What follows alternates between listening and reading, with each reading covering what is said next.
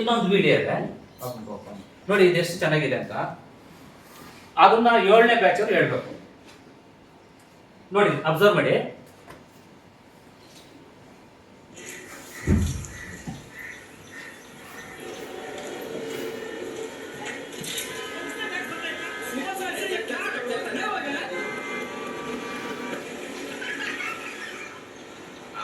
Sir आपके लिए उस पार कार का इंतजाम किया है सर। आइए सर। चल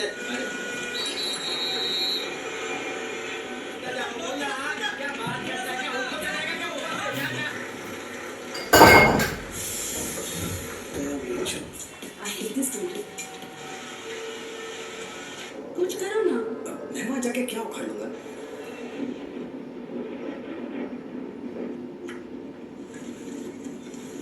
कैसी जाने बूंदे आए, जाने कैसा दर्द लाए, सामने क्या है ये तेरे, क्यों रुका है तो बता दे।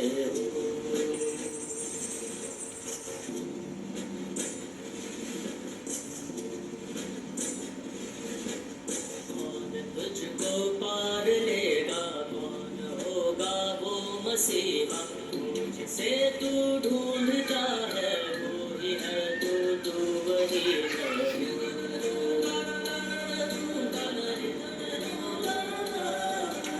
तुझ में तेरा रास्ता है, तुझ में तेरा है सहारा, तू ही तुझको पार लेगा, तू ही है तेरा किनारा।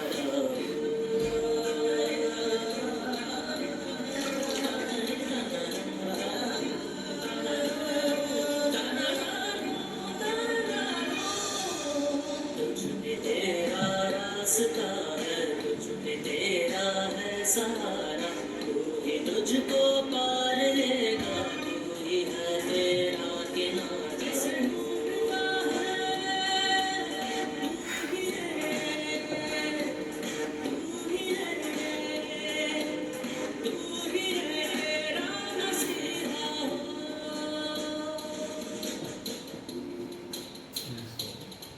ಈಗ 7ನೇ ಬ್ಯಾಚ್ಗೆ ಹೇಳಿದ್ದೆ, ನಮ್ಗೆ ನಿಮ್ಗೆ ವರ್ಕೌಟ್ ಕೊಟ್ಟಿಲ್ಲಲ್ಲ. ಒಬ್ಬರು ಎದ್ದಿತ್ತು, ನಿಮಗೆ ಏನು ಅನಿಸ್ತು ಹೇಳ್ಬೇಕು. 7ನೇ ಬ್ಯಾಚ್ ಯಾರು? 7 ಬ್ಯಾಚ್ ಒಬ್ಬರು ಎದ್ದು ನಿಂತೇಳಿ ಬೇಗ.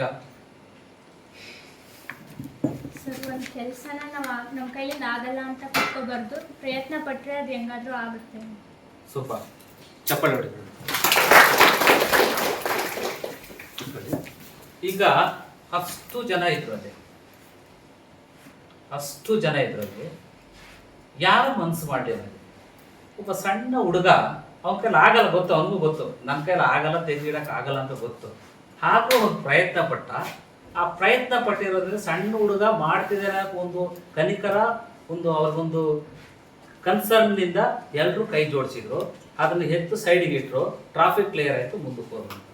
ಅದಕ್ಕೆ ನಾನೇನು ಹೇಳಲಿಕ್ಕೆ ಕೊಡ್ತೀನಿ ಅಂತಂದರೆ, ಅದು ಹಲ್ಲಾಯಿತು. ಈಗ ನೀವು ಬಂದಿದ್ದೀರಾ, ಫಸ್ಟ್ ನೀವು ಪ್ರಯತ್ನ ಪಡಬೇಕು. ಟೀಚರ್ ಮಾಡ್ತಾರೆ, ಟೀಚರ್ ಪಾಸ್ ಮಾಡ್ತಾರೆ, ಅವ್ರು ಮಾಡ್ತಾರೆ, ಇವ್ರು ಮಾಡ್ತಾರಲ್ಲ, ನೀವು ಮಾಡಬೇಕು. ಆಗದಿದ್ದಾಗ ಏನೋ ಒಂದು ಆಗುತ್ತೆ.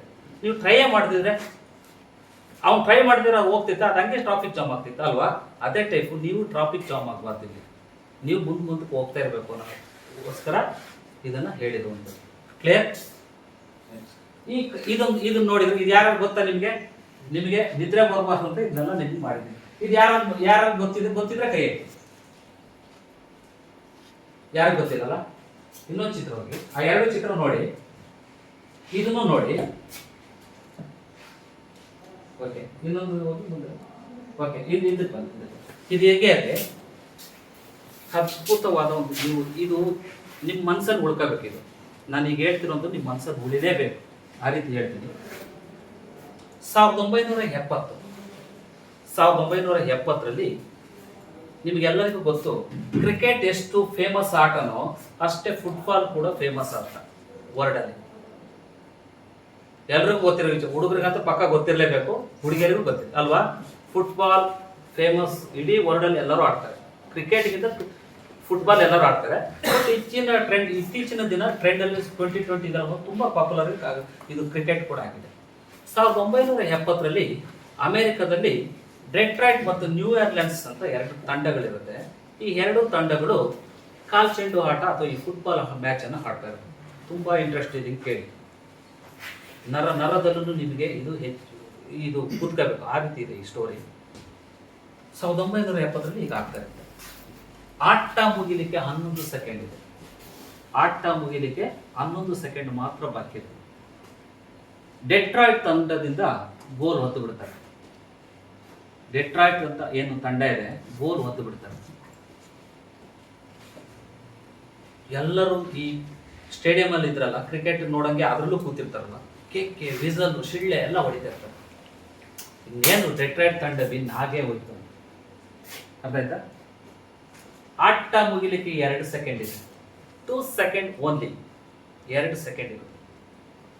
ಆ 2 ಸೆಕೆಂಡ್ ಇರೋದಿಗೆ ನ್ಯೂ ಆರ್ಲೆನ್ಸ್ ತಂಡದಲ್ಲಿ ಟಾಮ್ ಡೆಮ್ಸ್ಕಿ ನೋಡಿ, ಚಿತ್ರ ಕಾಣ್ತಿದ್ರಲ್ಲ, ಟಾಮ್ ಡೆಮ್ಸ್ಕಿ ಜೋರಾಗಿ ಒತ್ತು ಬಿಡ್ತಾನೆ.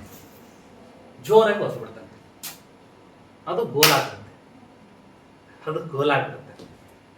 ಅಲ್ಲಿ 2 ವರ್ಲ್ಡ್ ರೆಕಾರ್ಡ್ ಆಗುತ್ತೆ. 2 ವರ್ಲ್ಡ್ ರೆಕಾರ್ಡ್ಸ್. ಒಂದು ನ್ಯೂ ಆರ್ಲೆನ್ಸ್ ತಂಡ ವಿನ್ ಆಗುತ್ತೆ. ಎರಡನೇದು ಟಾಮ್ ಡೆಮ್ಸ್ಕಿ ವರ್ಲ್ಡ್ ರೆಕಾರ್ಡ್ ಏನಂತಂದ್ರೆ, ಅಲ್ಲಿವರೆಗೆ 56 ಗಜಗಳಷ್ಟು ದೂರದಿಂದ, ಅಂದ್ರೆ ಲಾಂಗ್ ಡಿಸ್ಟೆನ್ಸ್ 56 ಗಜಗಳಷ್ಟು ದೂರದಿಂದ ಒದ್ದು ವರ್ಲ್ಡ್ ರೆಕಾರ್ಡ್ ಇರುತ್ತೆ. ಆದ್ರೆ ಇವನು 63 ಗಜಗಳಷ್ಟು ದೂರದಿಂದ ಒದ್ದು ವರ್ಲ್ಡ್ ರೆಕಾರ್ಡ್ ಮಾಡಿರ್ತಾನೆ. ಎಷ್ಟು? 63 ಗಜಗಳಷ್ಟು ದೂರದಿಂದ ಒದ್ದು ವರ್ಲ್ಡ್ ರೆಕಾರ್ಡ್ ಮಾಡ್ತಾನೆ. ಮಜಾ ಇರೋದು ಅಲ್ಲಲ್ಲ. ಅದಕ್ಕೆ ಆ ಚಿತ್ರ ನೋಡಿ, ಇದು ಅವನ ಕಾಲ್ ನೋಡಿ ಒಂದ್ಸರಿ, ಹಾಗೆ ಅವನ ಕೈನೂ ನೋಡಿ. ಅಬ್ಸರ್ವ್ ಮಾಡಿದ್ರಾ? ಅಬ್ಸರ್ವ್ ಮಾಡಿದ್ರಿ. ಟಾಮ್ ಡೆಮ್ಸ್ಕಿ ಒಬ್ಬ ಅಂಗವಿಕಲ. ಬಲಗೈ, ಬಲ ತೋಳು, ಬಲ ಕಾಲು ಅರ್ಧ ಚೊಟ್ಟೆಗೆ ಇರುತ್ತೆ. ಬಲಗೈ ಮತ್ತು ಬಲ ತೋಳು ಅರ್ಧ ಚೊಟ್ಟೆಗೆ ಇರುತ್ತೆ. ಅವ್ನ ಕಾಲು ನೋಡಿದ್ರೆ ನಿಮ್ಗೆ ಅದೇ ಗೊತ್ತಾಗುತ್ತೆ. ಕೈ ನೋಡಿ ಅದನ್ನು ನೋಡಿದ್ರೆ ನಿಮ್ಗೆ ಗೊತ್ತಾಯ್ತಾ? ಆದ್ರೆ ಇವನು ಶಾಲಾ ದಿನಗಳಲ್ಲಿ ಫುಟ್ಬಾಲ್ ಆಡ್ಬೇಕು ಅಂತ ತುಂಬಾ ಇಂಟ್ರೆಸ್ಟ್ ಆಗಿದೆ.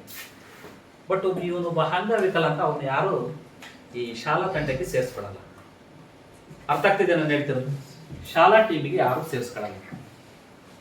ಬೆಳಗಿಂದ ಸಂಜೆವರೆಗೂ ರಿಕ್ವೆಸ್ಟ್ ಮಾಡ್ತಾನೆ, ಅಳ್ತಾನೆ, ನನ್ನ ಸೇರಿಸ್ಕೊಳ್ಳಿ, ಆಟ ಆಡ್ಬೇಕು ಅಂತ ಅಂತಾನೆ. ನೀನು ಅಂಗವಿಕಲ, ನಿನ್ ಕೈಲ ಆಗತ್ತ, ಹೋಗಿ ಕೂತ್ಕಂತ ಅಂತ ಸೇರಿಸ್ಕೊಳ್ಳೋದೇ. ಅವನು 10 ಹಂಗೆ ಮನೆಗೆ ಹೋಗ್ಲಿಲ್ಲ. ಮಾರನೇ ದಿವಸದಿಂದ ಒಂದು ನಿರ್ಧಾರಕ್ಕೆ ಕೊಡ್ತಾನೆ.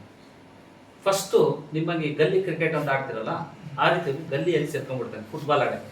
ಸುಮ್ಮನೆ ಬಾಲ್ ಕೊಡೋದು ಅದೆಲ್ಲ ಮಾಡ್ತಿರ್ತಾನೆ. ಒಂದು ಸ್ವಲ್ಪ ದಿವಸ ಪ್ರಾಕ್ಟೀಸ್ ಆದಮೇಲೆ ಪ್ರೊಫೆಷನಲ್ ಟೀಮ್ ಅಂತ ಇರುತ್ತಲ್ಲ, ಪ್ರೊಫೆಷನಲ್ ಟೀಮ್ಗೆ ಹೋಗಿ ಸೇರ್ಕೊಂಡ್ಬಿಡ್ತಾನೆ. ಪ್ರತಿದಿನ 10 ಅವರ್ಸ್ ಪ್ರಾಕ್ಟೀಸ್ ಮಾಡ್ತಾನೆ.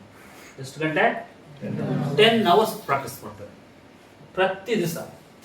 ಗೋಲ್ ಹೆಂಗ್ ಹೊಡಿಬೇಕು, ಎಲ್ಲಿ ಹೊಡಿಬೇಕು, ಯಾವ ಟೈಮಿಂಗ್ಸಲ್ಲಿ ಹೊಡಿಬೇಕು, ಯಾವ ಟೆಕ್ನಿಕಲ್ ಹೊಡಿಬೇಕು, ಯಾವ ರೀತಿ ನಾನು ಇದು ಮಾಡಬೇಕು, ಇದನ್ನೆಲ್ಲ ಸಖತ್ತಾಗಿ ಕಲ್ತ್ಕೊಳ್ತಾನೆ. ಕಲ್ತ ಮೇಲೆ ಯಾರು ಶಾಲಾ ಟೀಮಲ್ಲಿ ಸೇರಿಸ್ಕೊಳ್ಳಿಲ್ವೋ ಅವರು ಕೈ ಸಿಕ್ಕಿಕೊಳ್ಳುವಂತಹ ಒಂದು ಪರಿಸ್ಥಿತಿ ನಿರ್ಮಾಣ ಆಗುತ್ತೆ. ಆ ರೀತಿ ಆಟ ಆಡ್ತಾನೆ. ನಂತರ ವರ್ಲ್ಡ್ ಕಪ್ ನಡೀತಾ ಇರುತ್ತೆ.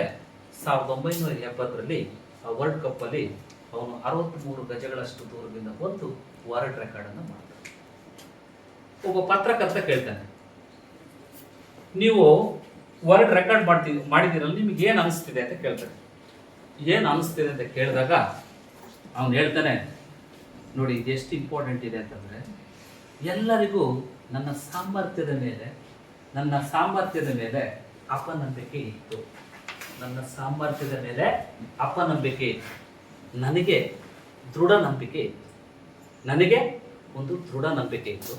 ಅದ್ರ ಜೊತೆಗೆ ನನ್ನ ಪರಿಶ್ರಮವನ್ನು ಸೇರಿಸಿದೆ, ಸ್ಟ್ರಗಲ್, ಹಾರ್ಡ್ ವರ್ಕಿಂಗ್ ಅನ್ನು ಮಾಡಿದೆ, ಇವತ್ತು ವರ್ಲ್ಡ್ ರೆಕಾರ್ಡ್ ಮಾಡಿದ್ದೀನಿ. ಅಷ್ಟೇ, ಸಿಂಪಲ್ ಅಂತ ಅಂದ.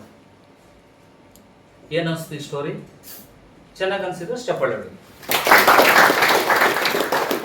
ಹಾಗಾಗಿ ನಾನು ಏನು ಹೇಳಕೊಟ್ಟಿದ್ದೀನಿ ಅಂತಂದರೆ, ಹಾರ್ಡ್ ವರ್ಕ್ ಮಾಡಿ.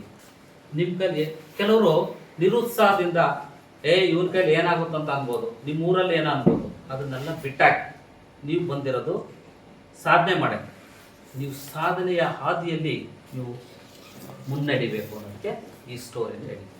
ಚೆನ್ನಾಗಿತ್ತಾ? ಸೂಪರ್. ಇನ್ನೊಮ್ಮೆ ಚಪ್ಪಾಳೆ ಹೊಡಿ.